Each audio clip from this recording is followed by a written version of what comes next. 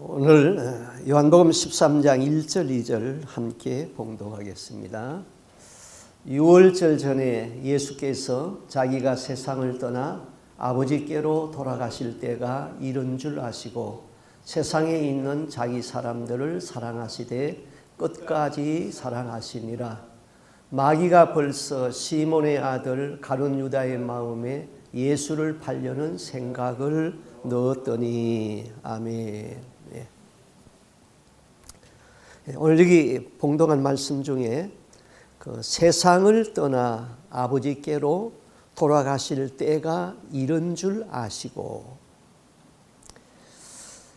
우리나라 정치사에서 박정희 대통령이 그 중앙정보부장이 쏜 총에 맞아 죽었습니다. 대통령을 쏜 중앙정보부장은 그 별채에서 아무것도 모르고 식사 중이던 그 육군 참모총장을 데리고 그 자리를 떠났습니다. 이제 대통령이 죽은 그 뒷수습은 그 자리에 있었던 비서실장의 몫이 되었습니다. 대통령 중심제의 나라에서 대통령이 중앙정보부장에 의하여서 그 암살되었다면은 국가에 위기가 온 것이죠. 그렇다면은 비서실장은 상황을 빨리 판단하고 조치를 취해야 하는데 몇 시간 동안 그는 가만히 침묵하고 있었습니다. 결과로 그는 공범으로 체포되었고 무기징역을 언도받고 대장이라는 계급이 이등병으로 강등이 되었습니다. 그는 자기에게 주어진 때를 바로 인식하지 못하고 타이밍을 맞추지 못하여서 지금까지 쌓아 올린 육군 대장이라는 그 엄청난 계급이 이등병으로 강등이 되고 대통령 살해 공범이라는 법의 심판을 받게 된 것입니다. 성숙한 믿음이라는 것은 자기 때를 분별하는 것과 밀접한 관계가 있는 것입니다. 자기 때를 바로 분별하는 사람은 그 때에 맞추어서 바른 대응을 할 수 있기 때문입니다. 우리가 지금 당면한 이 때는 무슨 때입니까? 지금은 자다가 깰 때가 된 것입니다. 코로나 바이러스 때문에 예배가 중단할 때가 아니라 합심하여서 회개하고 기도할 때인 것입니다. 예배를 폐지해야 할 때가 아니라 예배를 드려야 할 때인 것입니다. 주님 오실 때가 가까운 줄 알고 내 등에 기름을 준비해야 할 때인 것입니다. 모든 교회가 다 문을 닫았습니다. 저도 걱정이 돼서 저도 기도하고 저희 집사람도 기도 많이 했습니다. 그러나 성령의 감동은 예배를 중단하는 것이 아니었습니다.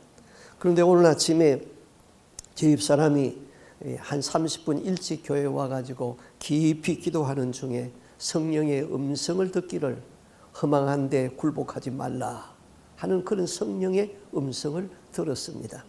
예배를 폐지하고 하는 것은 바로 세상 일에, 마귀의 일에, 허망한 일에 굴복하는 것이죠. 성경은 범사에 기한이 있다고 그랬습니다. 심을 때가 있으면은 거둘 때가 있고 또 세울 때가 있으면은 세울 때를 헐 때가 있는 것이고 등장할 때가 있으면은 퇴장할 때가 있습니다. 이 세상에 있는 모든 사람들은 이 세상을 떠나야 할 때가 있는 것이 마련인 것이지요. 자, 만약에 여러분 앞에 지금 세상을 하직할 때가 왔다면은 그리고 그 때를 다행스럽게도 분별하였다면은 여러분은 당장 무엇을 하겠습니까? 저를 위하여서 한 20여 년 이상 기도해 주시던 권사님 한 분이 계셨습니다. 오래전에 제가 피닉스에서 목회할 때에 그분 아들이 제가 심무하는 교회에 출석했습니다. 그런데 그분은 LA에 살면서 그분 아들을 방문했다가 주일날 저희 교회에서 같이 예배를 드리게 되었습니다. 그분과 이야기를 하는 중에 기도를 상당히 깊이 하고 많이 하고 아주 영성이 깊은 그런 권사님인 것을 알았습니다. 그래서 그분이 이제 LA로 돌아갈 적에 제가 카드를 한 장 썼습니다. 그 카드 내용에 뭐 몇 가지 쓰고 중요한 대목은 권사님 기도할 적에 제 이름 석자 한희택 기억하고 꼭 기도해 주십시오. 그런 내용을 썼습니다. 그리고 저는 잊어버렸습니다. 그로부터 한 15년이 지났는데 그분이 제가 LA에 갈 수 있는 기회가 있었는데 자기 집에 와서 자고 가라는 거예요. 그래서 저희 집사람하고 둘이 그 집에 가서 하룻밤을 자게 되었습니다. 그런데 거기서 식사를 하고 나서 그분이 카드를 하나 가지고 왔어요. 카드를 보여주는데 15년 전에 제가 쓴 카드예요. 그분이 말합니다. 목사님이 이 카드를 주고 기도해 달라고 부탁했지요. 나는 그때부터 지금까지 하루도 빠지지 아니하고 목사님의 목회를 위하여서 제가 기도해 왔습니다. 제가 그 카드를 보고 그 권사님을 보고 그냥 놀라고 감사하고 황송했어요. 나는 그분 아들을 위해서는 기도했지만은 실상 그분을 위해서는 기도를 못했습니다. 그래서 그날부터 제가 결심을 하고 그분을 위하여서 하루도 빠지지 아니하고 저도 기도를 했는데 5년 이상을 기도했습니다. 그런데 그분이 86세로 2달 전에 세상을 하직했습니다. 세상을 하직하기 전에 한 달 전에 제가 전화를 했습니다. 그리고 안부를 묻고 물었죠. 그분의 신앙을 확인해 봤습니다.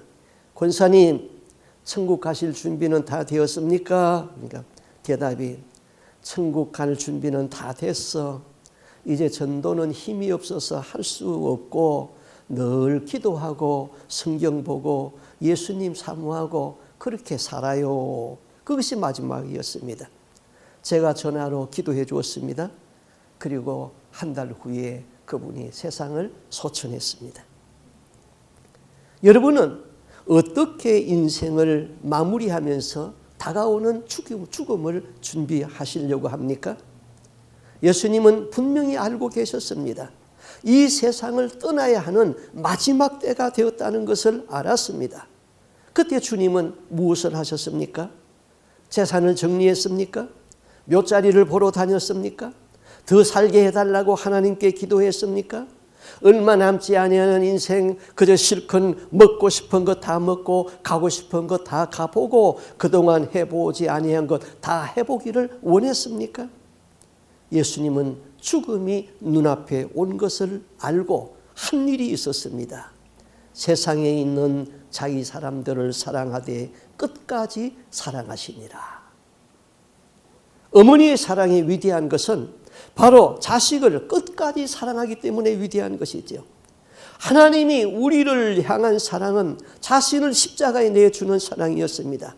아무리 타락한 자식이라도 그 죽는 순간까지라도 회개하고 돌아오기를 기다리시는 아버지시죠. 율법의 완성이 사랑인 것입니다. 사랑이 없이는 율법을 완성할 수가 없습니다. 우리가 마지막으로 해야 할 일은 회개를 하는 일이고 그리고 끝까지 사랑하는 일인 것입니다. 결혼 초기부터 남편의 버릇을 바꿔보려고 무던히 애를 쓰는 한 아내가 있었습니다. 이 인간을 내가 한번 변화시켜 보리라. 이런 아내들은 3년도 안 되어서 그것이 얼마나 뜻대로 안 되는 일인 것을 느끼게 될 것입니다. 그래서 남편 개발 5개년을 세운 여자분, 야심에 찼던 그 아내는 나중에 분하고 답답하여서 우울증에 걸리고 말았습니다. 빌리 그레함 목사는 그 목사의 아내 이름이 루스 그레임인데 이런 말을 했습니다. 내 남편을 변하게 하는 일은 하나님이 하는 일이고 내가 하는 일은 그를 사랑하는 일이다. It's God's job to change Philly. My job is to love him. 예수님의 사랑은 자기의 사람들을 끝까지 사랑하는 일이었습니다. 예수님이 끝까지 사랑한 자기 사람들이 어떤 사람들입니까? 인간 욕망에 사로잡힌 사람들이 아니라 하나님의 나라를 확장시키려고 갈 하나님의 사람들이었죠. 하나님의 사람들은 사람을 분열시키거나 파당을 짓지 아니하는 사람들입니다. 하나님의 사람들은 눈앞의 이익을 따라 행동이 달라지는 그런 사람들이 아닙니다. 예수님이 말한 자기 사람들은 하나님의 나라를 세워나갈 수 있는 하나님의 사람들이었죠. 어느 컨설팅 회사가 조사한 예수의 12제자라는 글이 있습니다.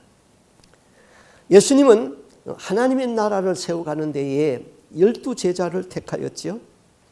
성경에 나타난 그 12제자의 제자들은 능력이나 또 성격이나 자질 면에서 자격 미달이었습니다. 그래서 어느 컨설팅 회사에서 이런 글을 올렸습니다.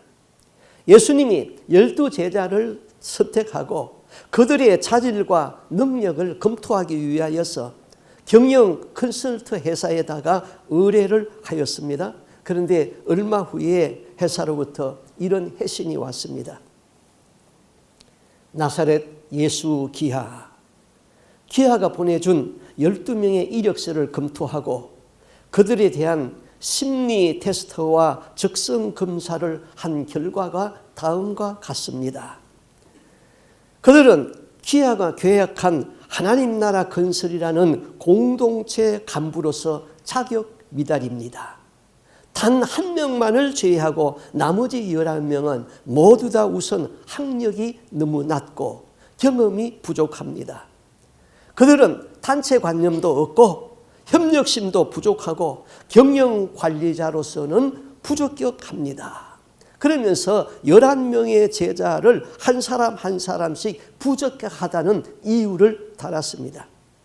시몬 베드로는 정서적으로 불안하고 성격이 너무 과격한 다혈질의 성격을 가졌습니다. 베드로의 형제 안드레는 한마디로 무능하여서 다른 사람을 지도할 자질이 되지 못합니다. 세베대의 아들 야고보와 요한 이 두 형제는 공동체의 이익을 제쳐놓고 개인의 이익을 추구할 수 있는 가능성이 높은 사람들이고 성격이 불같아서 판단을 그르칠 가능성이 있습니다. 도마는 부정적 성격의 소유자며 질문만 하고 추진력이 전혀 없습니다. 마태는 자기 이익을 위하여서는 민족까지 배신할 수 있는 사람이고 그가 어떤 일을 저질렀는지 알 수 없는 사람입니다. 알페오의 아들인 야고보와 다데오, 가나안 사람 시몬 이 사람들은 사회혁명을 꾀할 수 있는 불온 사상에 깊이 감염된 사람들입니다. 기하가 추천한 사람들 중에 단 한 사람 가룟 유다는 믿을 만한 사람입니다.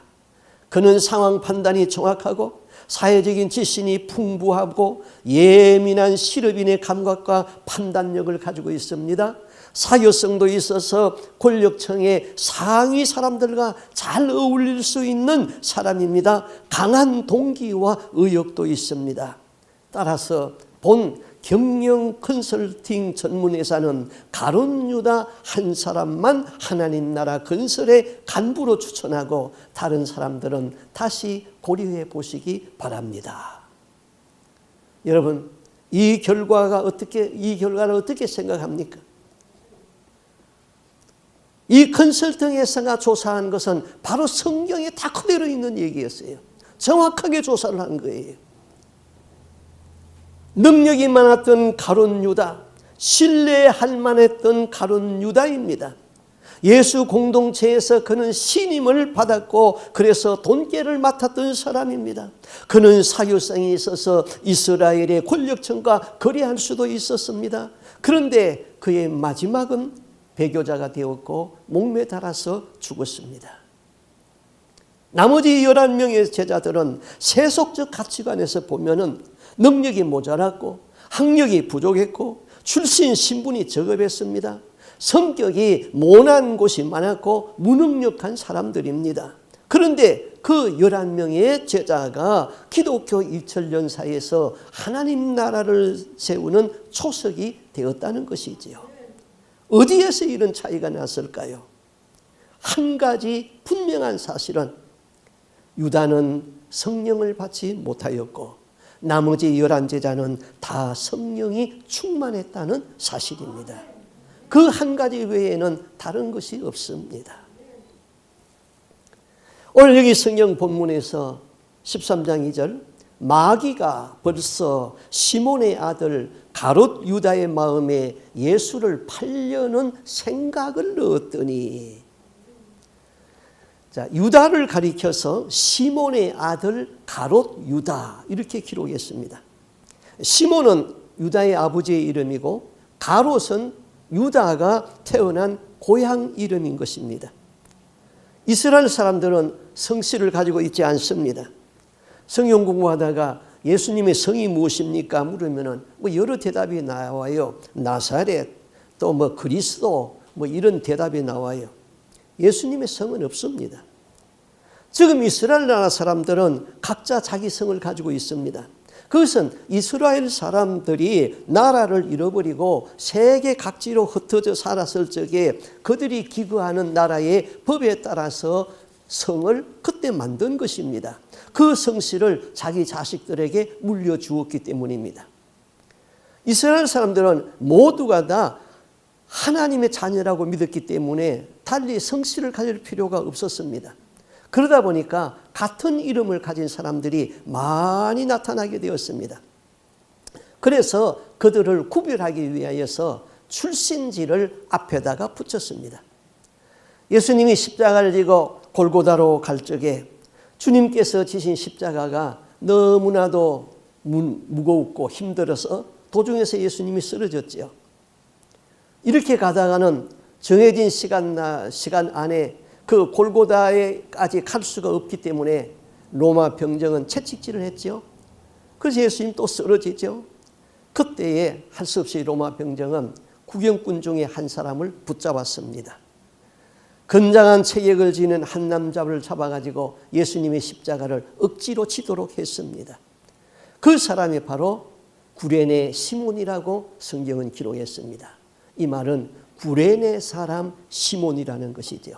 시몬이라는 이름이 많이 있는데 그 중에 구레네 사람이라는 것이죠. 성경은 예수님을 가리켜서 나사렛 예수라고 불렀습니다.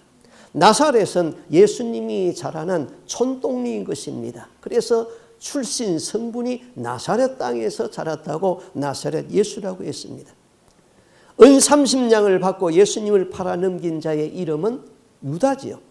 그러나 유다라는 이름 역시 이스라엘의 대단히 흔한 이름이었습니다. 성경은 그 고약한 유다를 가롯 유다라고 불렀습니다. 가롯이 성이 아니라 바로 유다가 태어난 곳을 가롯 땅이기 때문에 가롯 유다라고 한 것이지요. 또 이스라엘 사람들은 같은 이름을 가진 사람들을 구별하는 또 다른 방법이 있었습니다. 그것은 그가 누구의 자식인 것을 말하는 것이죠. 그래서 그 사람의 이름 앞에 아버지의 이름을 갖다 붙였습니다. 오늘날도 우리나라도 그런 말이 있잖아요. 신랑을 얻으려면 신랑 될 사람의 아버지를 보라. 며느리를 얻으려면 며느리 될 사람의 어머니를 보라. 이 말은 100% 맞는 것은 아니지만은 또 틀린 말도 아닙니다. 이스라엘 사람들은 훌륭한 일을 행한 자에게 누구의 자식 누구라고 그 앞에다가 아버지의 이름을 붙였습니다. 얼마나 훌륭한 부모 밑에서 살았으면 그처럼 훌륭한 일을 할 수 있었을까, 그런 의미죠. 또 반대로 형편없는 사람을 말할 적에도 아무개의 자식 누구라고 말했습니다. 형편없는 부모 밑에서 자란 형편없는 자식이라는 뜻이지요. 따라서 부모의 이름을 밝힘으로써 같은 이름을 가진 사람을 구별하는 방법이 당사자에게는 칭송이 될 수도 있고 또 반대로 참담한 모욕이 될 수도 있었습니다. 그래서 유다의 이름을 그의 아버지 이름은 시몬이라고 그랬고 그의 고향 출신은 가롯이라고 그랬어. 그래서 유다, 시몬 유다, 또 가롯 유다 그렇게 불렀습니다. 그 다음에 여기 성경에 보니까 요한복음 13장 2절에 마귀가 시몬의 아들 가롯 유다 마음에 예수를 팔려는 생각을 넣었다. 자, 마귀의 하는 일 중에 하나가 사람들에게 마귀의 생각을 넣어주는 존재인 것입니다. 자, 문자적으로 보면은 마귀가 가룟 유다의 마음 속에 예수를 팔려는 생각을 넣었기 때문에 유다가 은 30을 받고 예수를 팔아넘겼다는 의미가 되지요. 자, 이 말을 뒤집어 보면은 만약에 마귀가 유다의 마음 속에 그와 같은 생각을 주입하지 않았더라면은 가룟 유다는 예수님을 팔아먹는 악인이 되지 아니했다는 뜻이 될 수도 있잖아요. 그러면 가룟 유다에게는 아무런 책임이 없고 모든 것이 마귀의 책임으로 귀결이 됩니다. 중요한 것은 마귀가 아무나 마음이나 다 차지할 수 있는 그런 존재가 아니라는 것이지요. 간장종지에는 간장을 담습니다. 국그릇에서는 국을 담습니다. 밥그릇에는 밥을 담습니다. 마찬가지로 마귀가 담겨지는 마음의 그릇이 있다 이 말입니다. 바꿔 말하면은 마귀가 가룟 유다의 마음 속에 예수를 팔려는 생각을 넣었기 때문에 가룟 유다가 예수를 판 것이 아니라 가룟 유다의 마음이 이미 마귀의 생각을 담기에 적합한 그릇이 되었기에 마귀가 그런 생각을 주입할 수 있었다 이 말인 것입니다.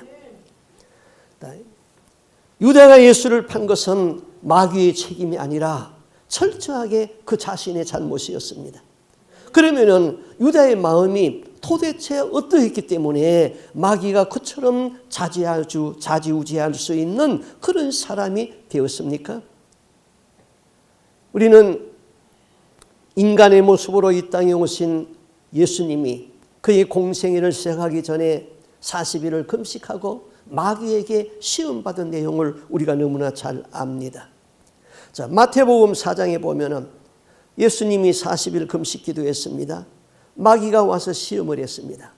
예수님은 창조주 하나님이시기 때문에 마귀에게 시험을 받을 만한 이유가 없습니다. 그러나 인간을 구원하기 위하여서 사람의 몸을 입었기 때문에 우리 인류를 대표해서 받은 시험입니다. 우리 인간은 마귀가 이런 시험을 받게 한다고 그것을 일깨워주기 위하여서 예수님이 대표적으로 마귀에게 시험을 받았고 또 마귀를 이렇게 이겨야 된다고 우리에게 알려준 것이죠. 마귀의 첫 번째 시험은 무엇입니까? 40일을 금식 기도한 예수님 배가 고팠죠. 찾아와서 이렇게 말합니다. 네가 만일 하나님의 아들이면은 이 흔한 돌들이 변하여서 떡덩이가 되게 하라. 그리고 그것을 먹고 배우를 채우라는 것이죠. 그때 예수님이 뭐라고 대답합니까? 사람이 떡으로만 살 것이 아니요 하나님의 입으로 나오는 말씀으로 살 것이니라. 떡은 육신의 양식입니다. 또 하나님의 말씀은 우리 영혼의 양식입니다. 마귀는 하나님의 말씀을 무시하고 육으로만 살다가 죽어서 지옥으로 오라는 것입니다.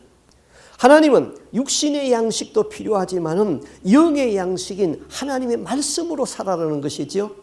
사람이 떡으로만 살 것이 아니요 떡, 일용할 양식이 필요하다는 것을 인정했어요. 그러나 떡을 먹을 떡만을 위해서 살면은 안 됩니다. 하나님의 말씀으로 살아야 되죠.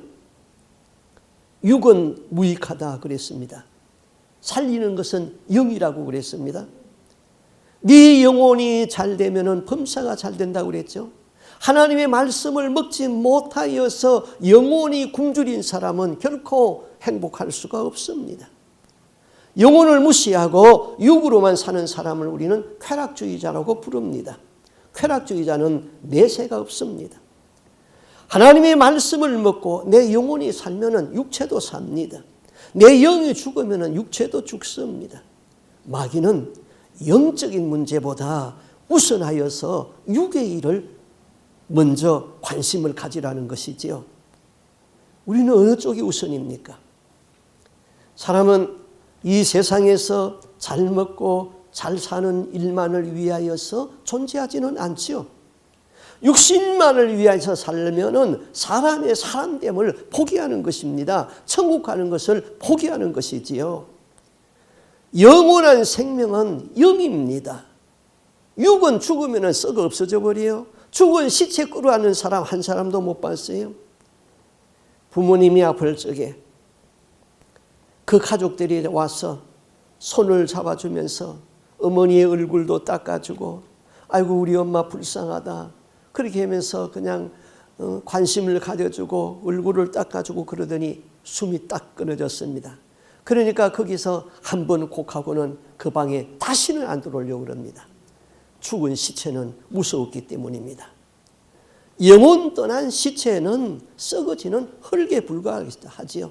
예수님은 우리의 육을 사랑하는 것이 아니라 영을 사랑한다 이것입니다. 하나님의 말씀으로 영혼을 살찌워야 되게 하는 것이죠. 그러나 육신의 일을 소중하게 생각하는 사람은 마귀가 친구가 된다 그랬습니다.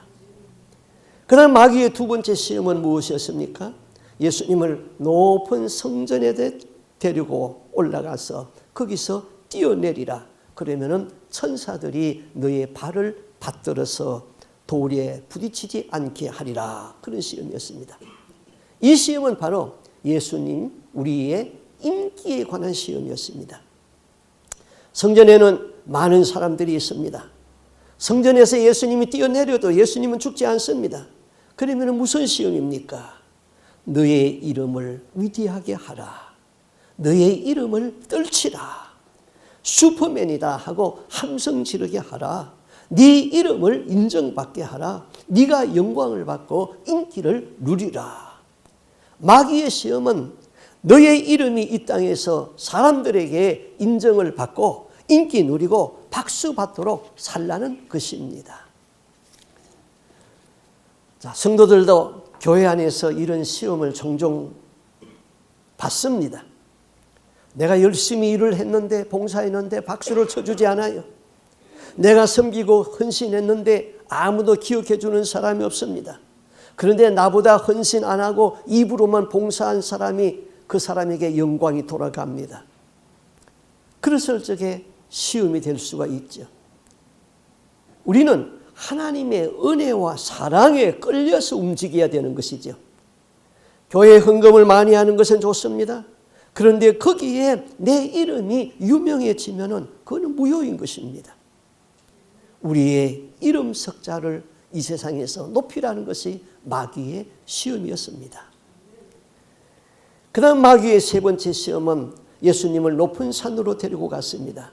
그리고 천하만국의 영광을 다 보여주었다 그랬죠. 미국의 대통령 자리도 보여주었을 것입니다. 돈 많은 록펠러 재단의 이사장 자리도, 빌 게이츠 사장의 자리도, 연예계의 인기, 스포츠계의 영웅 다 보여주었습니다. 마귀는 그렇게 다 보여줄 수 있는 능력이 있었습니다. 그리고 말합니다. 이것을 다 너에게 주마. 하나님의 아들이 십자가에 죽어야 하는 그런 아픔은 없다. 영광이다. 떠받들 것이다. 누리는 것이다. 군림하면 된다. 단 한 가지의 조건이 있다. 내게 엎드려 절하라. 마귀가 어떻게 천하의 영광을 다 보여줄 수 있었을까? 마귀는 속이는 자인데 속여서 천국도 보여줄 수 있고 지옥도 보여줄 수 있는 것입니다. 마귀는 눈으로 보여주고 내게 엎드려 절하라고 했습니다. 우리는 눈으로 보고 귀로 듣지만은 보고 듣는 것이 마음에 와서 착상이 되는 것입니다. 그래서 견물생심이라는 말이 있습니다. 눈으로 보았는데 마음이 움직여졌습니다. 그래서 아까운 돈도 아깝지 않게 지갑에서 돈을 꺼내서 그 물건을 사는 것입니다. 1927년에 사탄 숭배자들이 만든 영화 중에 바벨탑이 왜 실패하였는가 그런 영화가 있었습니다. 그 영화의 한 대목이 이렇습니다. 사람들의 손과 발을 통제하기 위하여서는 마음을 훔쳐야 한다.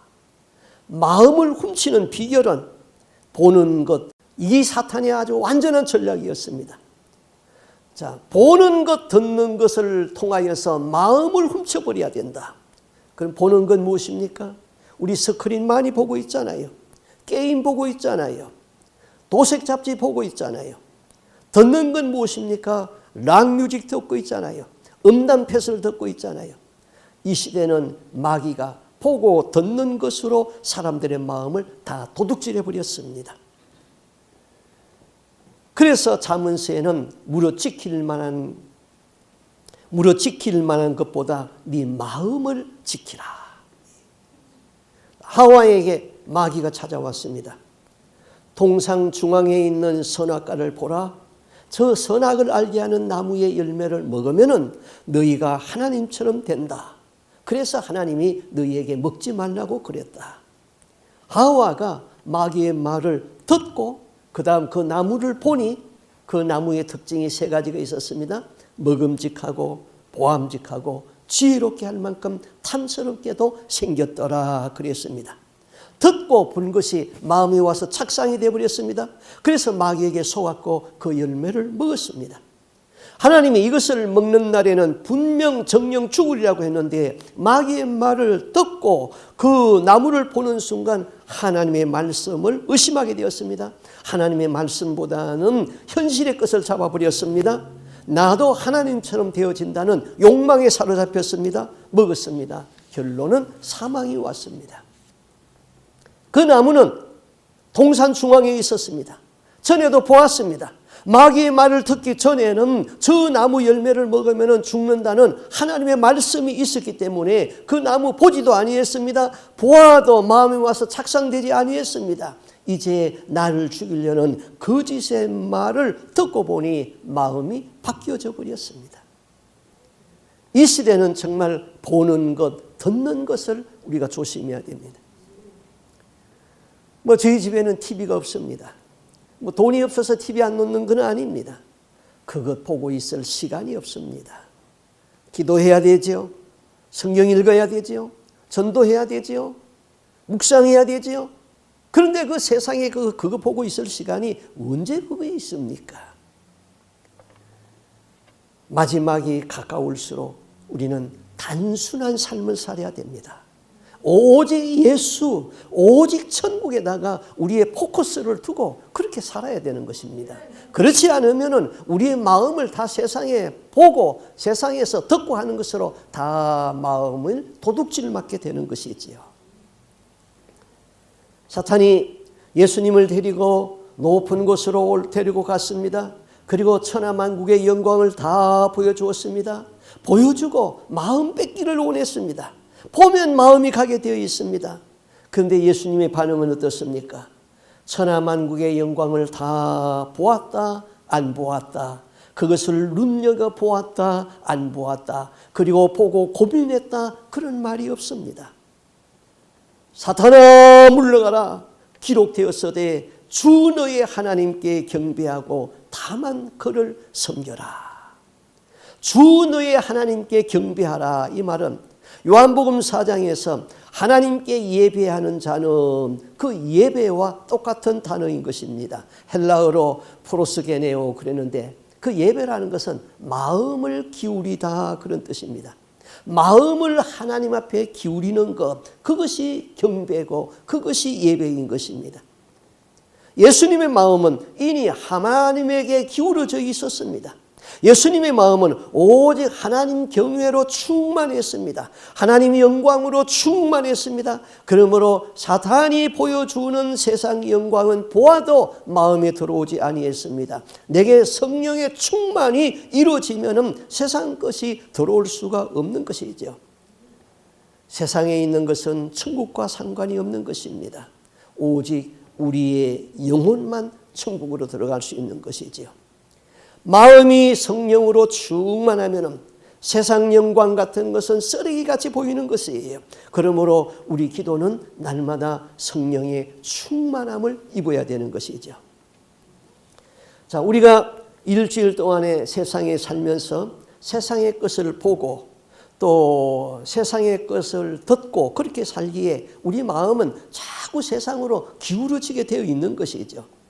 우리가 육신을 가지고 있기 때문에 세상의 것을 보고 듣기에 마음이 세상으로 기울어지는 것입니다. 그리고 주일날 교회에 다시 오게 되면은 세상으로 기울어진 마음을 예배를 통하여서 회개하고 하나님께로 마음을 기울이는 것입니다. 그런데 예배가 잘못되면 어떻게 되죠? 설교를 통하여서 더 세상의 것을 잡으라고 그럽니다. 강단에서 선포되어지는 말씀이 예수 믿으면 복 받습니다 하는 이 번영의 신학, 그리고 하나님이라도 이용하여서 나의 욕망을 채우려는 이 기복주의 신앙, 그리고 하나님의 뜻은 생각하지 아니하고 긍정적인 믿음을 강조하는 인본주의 신앙에서 나오는 말씀은 다 죽은 말씀인 것입니다. 죽은 말씀, 지식적인 말씀으로는 내 영혼이 살아날 수가 없습니다. 이런 것은 자꾸 세상 것을 잡아라라는 사탄의 충동인 것이죠. 오늘날 교회가 너무나 많이 변질되어 버렸어요. 설교가 너무나 많이 변질되어 버렸어요. 중요한 것은 우리의 삶에서 마음을 하나님 앞에 기울이고 죄를 짓지 않는 것입니다. 회개의 복음이 중요한 것이고 십자가의 복음이 중요한 것이고, 예배는 세상으로 물질로 기울어진 마음을 돌이켜서 하나님에게로 기울이도록 하는 것인데, 잘못된 예배는 자꾸 세상 것을 잡으라는 그런 설교를 하고 있는 것이죠. 진정한 평화는 확실한 전쟁 억지력이 있을 때 지켜지는 것입니다. 영적인 일도 마찬가지죠. 에베소서에서 이렇게 부탁하고 있습니다. 정말로 너희가 주 안에서와 그 힘의 능력으로 강건하여지고 마귀의 괴계를 능히 대적하기 위하여 하나님의 전신갑주를 입어라. 여기 입어라 이 말은 입어두라 그런 뜻입니다. 싸움이 시작할 때에 입기 시작하면 너무 늦다. 완전 무장하고 미리 입어두라. 그래야 적이 감히 쳐들어오지 못한다는 것이지요. 할 일이 없고 시간이 남아서 하나님 앞에 나가는 것이 아닙니다. 할 일이 너무 많기 때문에 그 일들이 하나같이 다 복잡하고 만만치 않기 때문에 숨이 가쁠 정도로 시간이 너무 부족하기 때문에 우리는 더욱 시간을 떼어서 하나님을 만나야 하는 것이죠. 오늘날 세상은 영적 에너지를 충전할 수 있는 시간은 없는데 방전할 수 있는 시간은 너무나 많은 거예요. 마음에 하나님의 법을 새긴 사람들은 어둠 속을 걸어갈 때도 말씀이 등불이 되어줄 것입니다. 하나님을 묵상하십시오. 하나님이 창조한 자연을 음미하면서 감사하십시오. 내 영혼의 공허함을 오직 예수로 채워야 됩니다. 하나님의 말씀을 들을 수 있는 시간이 없을 만큼 바빠서는 안 되는 것입니다. 그것은 바로 운전을 하면서 바빠서 기름 넣을 시간이 없다는 것과 마찬가지입니다. 기름을 제때에 넣지 못하면 언젠가는 넣고 싶어도 넣지 못할 때가 상황이 오게 되는 것이지요. 예기치 못한 때에 차가 멈추어서는 큰 곤란을 겪을 것입니다. 하나님의 말씀도 제때에 듣지 못하면서 영혼이 서서히 고갈되어지면 언젠가는 듣고 싶어도 들을 수 없는 상황에 봉착하게 되는 것이죠. 구약성경에서 선지자 중에 가장 큰 선지자는 예레미야 선지자라고 합니다. 그리고 선지자 중에서 가장 능력이 많았던 선지자는 엘리야라고 합니다. 이스라엘이 아합이 다스리던 시대는 역사적으로 가장 악한 왕이 다스리던 시대였습니다. 그때 하나님은 가장 능력을 많이 행하는 엘리야를 선지자로 세웠습니다. 최악의 세상은 세상의 영적인 리더십을 필요로 합니다.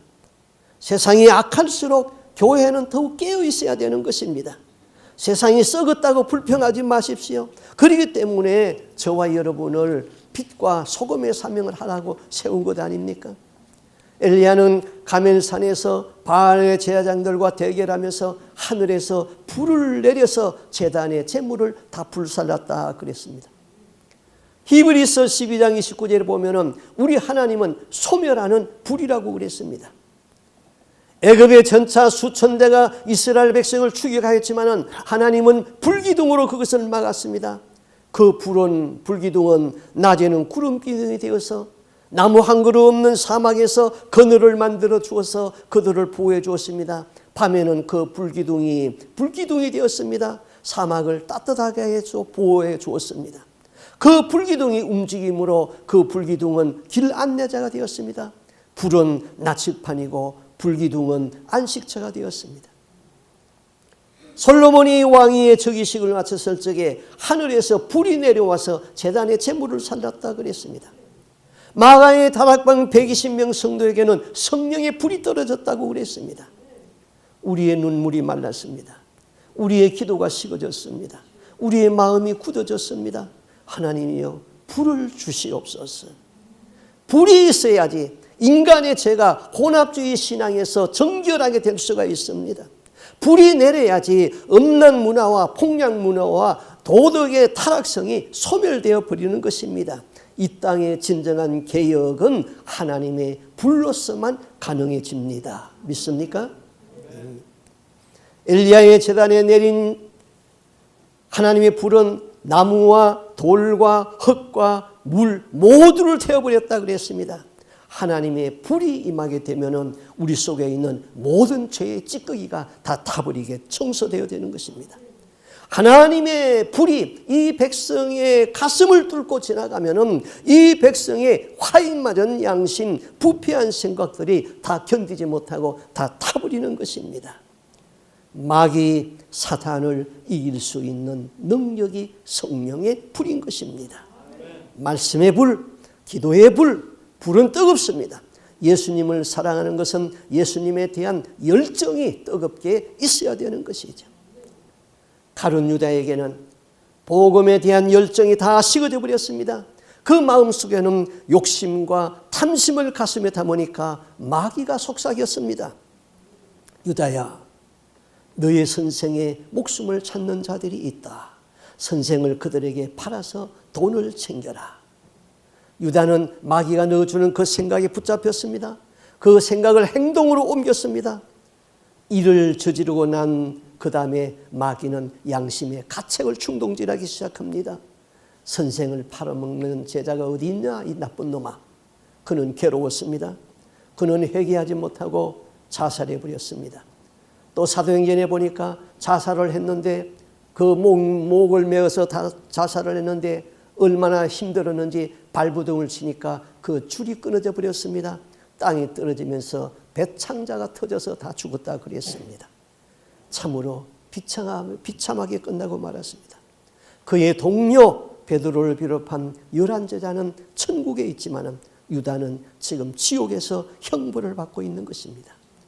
우리에게 수시로 들어오는 이 마귀적인 생각을 떨쳐버리고 성령의 사람이 되어서 성령의 불을 받고 성령으로 사는 저희들의 삶이 될 수 있기를 바랍니다. 아멘. 기도하겠습니다. 예수님, 예수 사람 되기를 간절히 소원합니다. 하나님 아버지, 때를 분별할 수 있는 지혜를 우리에게 허락하여 주시옵소서. 그리고 그 때를 분별하고 우리는 끝까지 사랑하는 자로 남게 하여 주옵시고, 끝까지 예수님을 붙잡는 자로 남게 해주시고, 끝까지 천국을 소유하고 회개하면서 사는 저희들의 삶이 될 수 있도록 은혜를 더하여 주시옵소서. 하나님, 우리의 마음의 그릇이 청결한 마음, 깨끗한 마음, 거룩한 마음을 소유하게 하여 주옵소서. 주님을 사랑하는 마음을 허락하여 주옵시고, 은혜를 사모하는 마음을 주시고, 성령의 불이 임하여서 주님을 향한 열정이 식어지지 아니하도록 도와 주옵소서.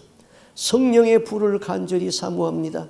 불로 임재하여 주시옵소서. 그래서 우리의 마음에 더러워진 그릇, 죄의 그릇들이 다 소멸되게 하여 주옵시고, 주님을 향한 열정이 우리의 가슴에 있게 하여 주시옵소서.